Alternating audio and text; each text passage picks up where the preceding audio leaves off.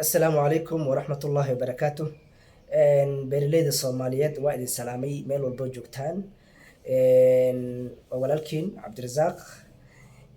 horta meel walbo joogtaan waa idin salaamaya, Allah idin xifdiyo. Bishaara idin wadaa, bishaara aad u wanaagsan oo beeraley badan anfacayso.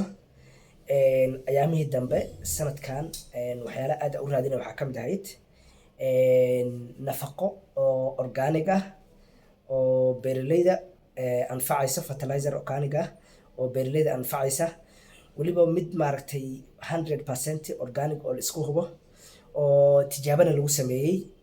yaa baryahan oo dhan maaragtay shaqo ka waday oo daba joognay. alxamdulillaah. bahashaas waa ku guuleysanay. Foliar feed bahal la dhaho, midda caleenta looga buufiyo. waana in la wadaagi doonaa magaceeda. Company waxaa iska leh aan ka noqday, aan member ka noqday oo la dhaho Neolife. insha Allah waana intusi doonaa. Neolife aan lahaa, memberna waa ka noqday. insha Allah dalkana waa idiin keeni doonaa, meel walba oo joogtaan waa idiin keeni karaa. waxayna u xiran tahay ilaa 5 litir iyo 1 litir u xiran tahay. 250 oo muxuu ahaa ml-na way jirtaa. taasna waa insha Allah waa daba joognaa si aan ku heli lahayn biidnillah. marka waxyaalaha waa in la wadaagi doonaa insha Allah ay ku fiican tahay nafaqadan waa la tijaabiyey. magaceeda waxaa la dhahaa Supergrow, sida in ka tusi doono ay nooca u egta insha Allah. waxay ka kooban tahay ilaa yacni nafaqa markii laga hadlayo ama foliar markii laga hadlayo, waxyaalaha geedka kobciyo oo caawiyo. laba nooc baa loo kala qaadaa: micronutrients, yacni waa nafaqooyinka caawiya geedka, waa kuwa waaweyn iyo kuwa yaryar. kuwa waaweynka waxaa la dhahaa NPK. kolley NPK marar badan waan maqasheen: nitrogen, phosphorus and potassium. nafaqadan sidaa ku aragtiin Supergrow baa la dhahaa. waana kambaniga gadawa kaasa Neolife. kambanigan Mareykanka laga leeyahay, xarumo badanna adduunka meel uuna ku lahayn ilaa 57 dal buu wuxuu ku leeyahay xafiisyo ayuu ku leeyahay. haddaad rabtid inaad adigana laftirkaa noqoto distributor ama supplier, inaad noqotid laftirkaa waad noqon kartaa, waa supply gareyn kartaa. marka haddaan guda galo waxyaalaha ay ku fiican tahay nafaqadan waxaa waaye in horta number 1 waxaa loo isticmaalayaa koroob walbo, yacni abuur walbo, dalag walbo iyo inta uu jiro. geed weyn baa loo isticmaalayaa, mid yar baa loo isticmaalayaa, yaanyada loo isticmaalayaa.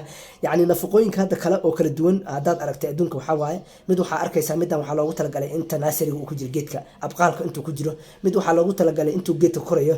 mid waxaa loogu talagalay inta flowerka. mid waxaa arkaysaa calcium keligii ah, mid nitrogen. dadka marka waxay ku noqonaysaa qarash badan bay ku noqonaysaa. laakiin middan horta 100% waxaa waaye organic. taas waa 100% waa organic. waxaana laga waxeeyey digada shimbiraha oo muxuu ahaa badda ku nool, xayawaanada badda ku nool iyo shimbiraha badda agagaarkeeda ku nool, digadooda ayaa laga waxeeyey. marka ya ka waxaysan tahay. waxaana loo isticmaali karaa crop walba, yacni dalag walba noocu yahay noocu yahay. marka wuxuu kaloo faa'iidada ay leedahay bahashan maxaa waaye, waxay kulmisay yacni nafaqooyinkii kuwa macronutrients iyo micronutrients ku lidhahay, yacni NPK-dii iyo kuwa yaryaraa sida calciumka, magnesiumkii, zinkigii, sulfurkii, ironkii, waxaasoo dhan buu kulmiyey. marka waxyaalaha kale ay kusii fiicanta waxaa waaye, waxay leedahay sidii saliidi waaye, sticker ma dhaqmayso. midda kale waxaa waaye, waxay kaloo kusii fiicanta waxaa waaye, biyaha ayay dhulka geedka marka lagu buufiyo ilaa dhulkay tagaysaa. hal xabo oo chemical ma laha. dhulka markay gasho waxay dhulka ayay ka dhex baxaysaa. biyaha inay dhulka si fiican u galaan bay ku qasbaysaa. marka waxay keenaysaa dhulka wixii nafaqo ku jiray oo geedka uu u baahnaa iyo usoo bixinaysaa, usoo jiidaysaa. yacni xataa hadday ka fogaayeen oo nafaqadaas geedka u soo dhaweynaysaa. sidoo kale muhiimadda ay nafaqadan leedahay waxaa waayo, yacni percentage-ka halkii litir ku jiro nafaqada ah calaa litirka kaga jiro aad bay u sarreysaa. nitrogen oo kale waxaa kaga jiro 72 gram, phosphoruska 42 gram, potassiumka 30 gram, calciumka 9 gram. halkii litir ba intaas kaga jirto. marka waxay ku tusinaysaa muhiimadda ay leedahay nafaqadan. waana mid organic ah, wax kiimika kuma jiraan. midda kale waxaa waaye, xataa markii geedka lagu buufiyo ay dhulka hadhow gaarto, waxaa waaye yacni waxba dhibaato uma geynaysa carrada. pH-keeda waxa kuma bedelayso sida nafaqooyinka kale waxay sameeyaan pH-ka carrada ayay bedelaan. midda kale ay muhiim ka leedahay nafaqadan super grow waxaa waaye xilliga maaragtay geedka biyo yarida uu jiro biyihii baaba kaa go-ayo maanta oo kale geedkaas yacni biyihii way u qabanaysaa xididadii bay ugu qabanaysaa caleenta laftirkooda ugu qabanaysaa waxay ka hortagaysaa waxaa la dhahay evaporationka ama geedka inuu biyo dhumiyo marka sidoo kale biyaha ayay geedka u beeqaamisaa waa xagga beeqaaminta ayay aad uga muxuu ahaa uga qayb qaadataa horeyna waa in kugu sheegay waxyaalaha ay nafaqadan ka qayb qaadato waxaa kamid ah in boqolkiiba tababarki tijaabadii jaamacadda ay Nairobi lagu sameeyey boqolkiiba 67 ayay wax soo saarka kor u qaadaa waxyaalaha cajiibka ay arkeen waxaa kamid ah inay ka hortagto maartay cudurrada qaarkood sida maxaa kuwa maartay sidii dabaska aad moodaysa in lagu daadiyay maartay caleenta geedka sidoo kale waxay ka hortagtaa cayayaanada qaarkood sida midda la dhahayo caarada oo loo yaqaano spider mite loo yaqaano taasna inay ka hortagto ayaa la soo ogaaday marka iyadu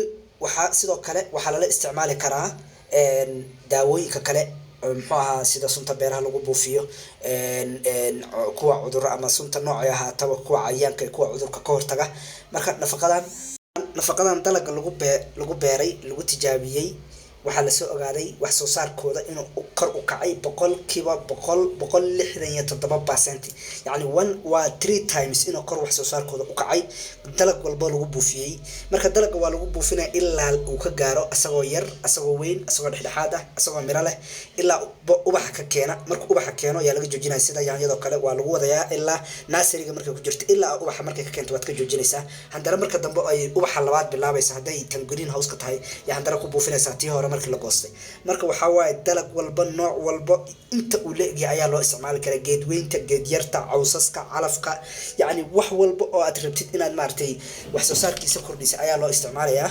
waa super grow nafaqo organiga wax badan ka bedelaysa wax soo saarka oo inka kaafin doonto insha Allah nafaqooyinka sunta ahaa oo dadka waxyaalo badan dhibaatooyin badan u keensado kansar iyo balaayo laga qaado marka nafaqadaas lagu soo dhawaado insha Allah biidnillah numberkeygana waa haysatiin waa igala soo xiriiraysiin meel walba joogtaan waad ka helaysiin biidnillah salaamu calaykum wa rahmatullahi wa barakatuh